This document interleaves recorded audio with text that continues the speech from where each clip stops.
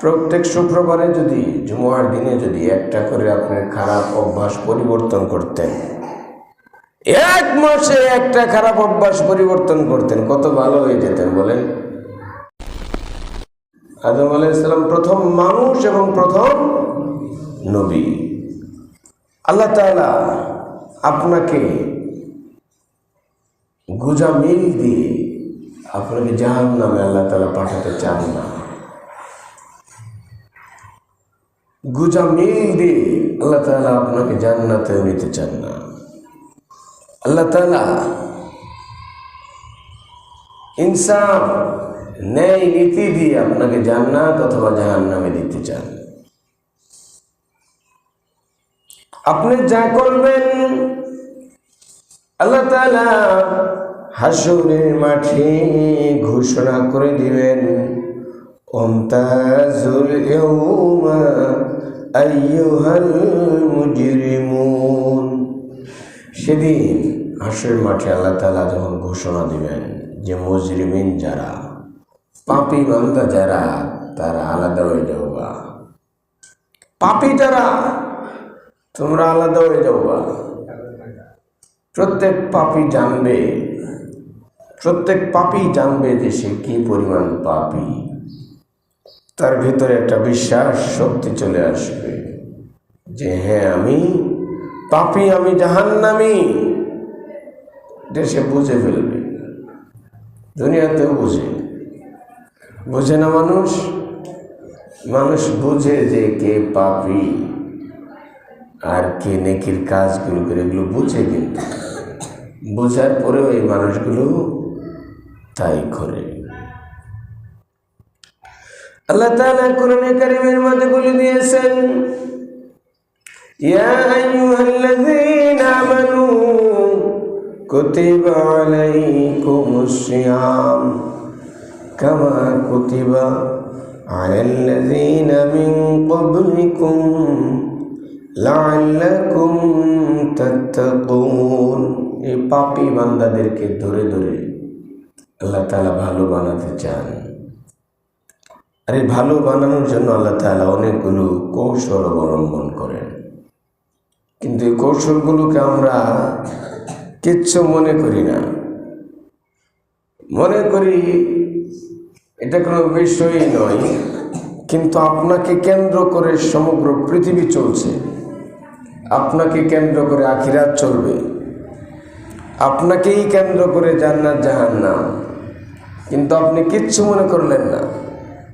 চাঁদ, সূর্য, গ্রহ, নক্ষত্র সব আপনাকে কেন্দ্র করে আল্লাহ তাআলা তৈরি করেছেন।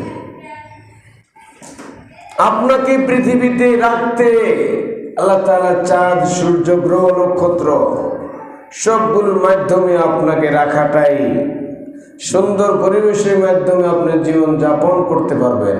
এজন্য আল্লাহ তাআলা এত আয়োজন করেছেন। কিন্তু আপনি আমি আল্লাহ তাআলাকে ভুলে যাই। আল্লাহ তাআলা এজন্য আপনি যেন আল্লাহ তাআলাকে ভুলে না যান, অনেকগুলো কারিকুলাম হাতে নেন, অনেকগুলো ব্যবস্থাপনা হাতে নেন। তারই একটা বিরাট অংশ হলো পবিত্র মাহে রমজানের রোজা। সুবহানাল্লাহ। আল্লাহ তাআলা বলতেছেন, ইয়া আইয়ুহাল্লাযীনা আমানু, হে ঈমানদারেরা, কুতিবা আলাইকুমুস সিয়াম, যারা ঈমানের দাবি করবা তোমাদের উপরে রোজাকে ফরজ করা হলো। সুবহানাল্লাহ। কাফের, হিন্দু, বৌদ্ধ, খ্রিস্টান তাদের উপরে কিন্তু রোজা ফরজ নয়। যখন আপনি ঈমান এনে ফেলবেন তখনই আপনার উপরে রোজা ফরজ হয়ে যাবে। আপনি বেঈমান থাকলে এর উপরে ইসলামের কি বিধান আছে বলেন? আগে আপনাকে কি হতে হবে? ঈমানদার হতে হবে। আমরা যারা ঈমানের দাবি করি, আমাদের উপরে আল্লাহ তাআলা এই রোজাকে ফরজ করেছেন। এই রোজা আমাকে রাখতেই হবে। আপনি বলবেন, হুজুর আমার তো ডায়াবেটিস, ইনসুলিন নিতে হবে, রোজা রাখুন যাইব না। পেটে গ্যাস্ট্রিক, আলসার, কত ধরনের ঝাই ঝামেলা রোজা আসলে বেড়ে যায় না বলেন? রোজা আসলে বেড়ে যা। এজন্য রাসূলুল্লাহ সাল্লাল্লাহু আলাইহি ওয়াসাল্লাম রমজান মাসের 2 মাস আগে থেকে একটা দোয়া করেছেন, আল্লাহুম্মা বারিক লানা ফি রজব ওয়া শাবান। রজব এবং শাবান এই 2টা মাসের বরকত আল্লাহ দান করেন, রমজান পর্যন্ত হায়াতকে দীর্ঘ করে দেন। সুবহানাল্লাহ। রমজান পর্যন্ত আল্লাহ আমাকে আমার হায়াত লম্বা করে পৌঁছার তৌফিক দান করেন। তাহলে আপনার বরকত কি? বরকত আমরা বুঝি না যে বরকত কি। অনেক পয়সা হলেই বরকত হয়? বলেন তো দেখি, অনেক পয়সা হলে বরকত হয়? অনেক সম্পদ হলে বরকত হয় না। অনেক স্মার্ট, অনেক সুন্দর হলেই বরকত হয় না। অনেক মানুষ দেখবেন কালারের দিক দিয়ে কালো হলেও, শ্যামলা হলেও অনেক সুন্দর দেখা যায়। আবার অনেক মানুষ ফর্সা দবদবা কালারের দিক দিয়ে, কিন্তু তারপরে অসুন্দর ডিজাইন হয় না বলেন? এটা আল্লাহ তাআলার ইচ্ছা। আল্লাহ তাআলা এই মুখমণ্ডলকে যখন নূর দ্বারা ভরে দেন, আল্লাহ তাআলা যখন পছন্দ করেন, তার চেহারাতেই এই পছন্দের একটা ডিজাইন চলে আসে। এজন্য বরকত আলাদা একটা জিনিস। অল্প টাকা কামা কিন্তু খুব সহি সালামতে চলে। অনেক টাকা কামিয়েছে কিন্তু সব আপনার মুরব্বীরা তো বলেন যে সোলের টাকা জ্বলেই যা, সোলের টাকা জ্বলে যা আপনারা বলেন। আর এটা হাদিসের ভাষায় এটা বরকত। বরকত নষ্ট হয়ে যা। বরকত নষ্ট হয়ে গেলে আপনি কোনোভাবেই সুখ শান্তি পাবেন না, আসবে না সুখ শান্তি। কিন্তু মানুষ এগুলো বুঝে না, মানুষ বুঝতে চায় না। এই যে প্রত্যেক জুমার বয়ানগুলো আপনার অন্তরে খোরাক। প্রত্যেক শুক্রবারে যদি, জুমার দিনে যদি একটা করে আপনার খারাপ অভ্যাস পরিবর্তন করতেন, 1 মাসে একটা খারাপ অভ্যাস পরিবর্তন করতেন, কত ভালো হয়ে যেতেন বলেন? হওয়া যাইতো না বলেন? 1 বছরেই ভালো করেন না, তাও তো ভালো হয়ে যেত। কিন্তু আপনি এই কথাগুলোকে কিচ্ছু মনে করছেন না। অথচ আল্লাহ তাআলা বলতেছেন, ইয়াউমা লা ইয়ানফাউ মালুন ওয়ালা বানুন, ইয়াউমা লা ইয়ানফাউ মালুন ওয়ালা বানুন। সেদিন মাল আর ধন সম্পদ যা আছে এগুলো কোনোই কাজে আসবে না কিয়ামতের দিন। মা আগনা আন্নি মালিয়া হালাকা আন্নি সুলতানিয়া। হাসরের মাঠে মা আগনা আন্নি মালিয়া, মালের কথা আল্লাহ বলছেন। হাসরের মাঠে কিছু মানুষ যখন পরাজয় বরণ করবে, জাহান্নামের বাসিন্দা হয়ে যাবে, তখন এই মানুষগুলো বলবে, মা আগনা আন্নি মালিয়া, আমার সম্পদ আমাকে ধ্বংস করে দিল। হালাকা আন্নি সুলতানিয়া, আমার ক্ষমতা আমাকে ধ্বংস করে দিল। আমার যদি সম্পদ না থাকতো আমি অহংকারী হতাম না। গরিব মানুষ অহংকার বেশি করে না বড় লোক অহংকার বেশি করে? বড় লোক। বড় লোক কেমন হইল? টাকা পয়সা বেশি থাকার কারণে বড় লোক। আর তখনই সে অহংকার শুরু করলো।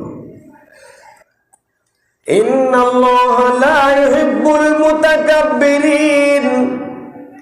আল্লাহ তাআলা বললেন, নিশ্চয় আল্লাহ তাআলা অহংকারকারীকে পছন্দ করেন না। অহংকার কখন তৈরি হয়? অহংকার তৈরি হয় যখন যে জিনিসটা বেশি বেশি থাকে তখনই অহংকার তৈরি হয়। খালি ধন সম্পদ নয়, সব কিছু যখন ওভার থাকে, বেশি থাকে, তখনই অহংকার চলে আসে। অনেক স্মার্ট, অনেক সুন্দর দেখবেন অহংকার চলে আসে, আসে না? অনেক পয়সা, অহংকার চলে আসে। অনেক জায়গা, অহংকার চলে আসে। অনেক সন্তান, 4টা 5টা 6 ভাই, 6টা ছেলে, অহংকার চলে আসে, আসে না বলেন? 4টা ছেলে ডাক্তার, 2টা ছেলে ইঞ্জিনিয়ার, অহংকার চলে আসবে। অনেক বড় আলেম, অনেক বড় আলেম, অনেক বড় হাফেজ, অনেক বড় মৌলানা, দেখবেন অহংকার অহংকার ভাব চলে আসবে। অনেক বেশি তাহাজ্জুদ নামাজ পড়ে, একেবারে পাক্কা নামাজি, দেখবেন তার ভিতরে অহংকার চলে আসে, আসে না বলেন? হজ করছে কয়েকবার, অহংকার ভিতরে চলে আসে, আসে না? আসে। এটা কন্ট্রোল করতে হবে। এগুলো সব আল্লাহ তাআলা আপনাকে দেন, কিন্তু আপনাকে কন্ট্রোল করতে হবে। আপনি অনেক বেশি ক্ষমতাধর, আগে কাউন্সিলর, পরে এমপি, পরে মন্ত্রী হয়েছেন, অহংকার চলে এসেছে, যা ইচ্ছা তাই শুরু করে দিয়েছে। ছোট অফিসার ছিল, বড় অফিসার হয়ে গেছে, অহংকার চলে এসেছে। চলবে না, চলবে? চলবে না। দেখছেন, আল্লাহ তাআলা এই দুটার কথা বলছেন। একটা হলো সম্পদের কারণে পরকালে মানুষগুলো বলবে, কপাল থাপড়াবে আর বলবে, আমার যদি সম্পদ না হতো বেঁচে যেতাম, আর যদি ক্ষমতা না থাকতো বেঁচে যেতাম। ক্ষমতা থাকার কারণে এত দাপট দেখিয়ে অন্যায় করেছি, সম্পদ থাকার কারণে দাপট দেখিয়ে অন্যায় করেছি। দেখছেন?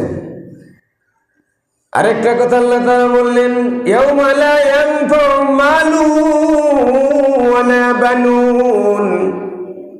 শুধু সম্পদ আর ক্ষমতা থাকলে অহংকারী হয় না, আরেকটা জিনিস, সেটা হলো বানুন। সন্তান সন্ততিও বেশি থাকলেও অহংকার করে, করে না? লাঠি বেশি আয় করবো। দেখছেন, এই সবগুলো ধ্বংসের কারণ।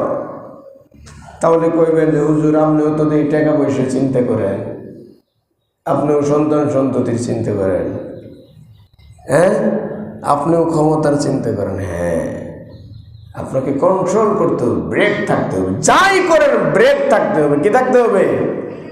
ব্রেক। এই ব্রেকের মাস হলো রমজান মাস।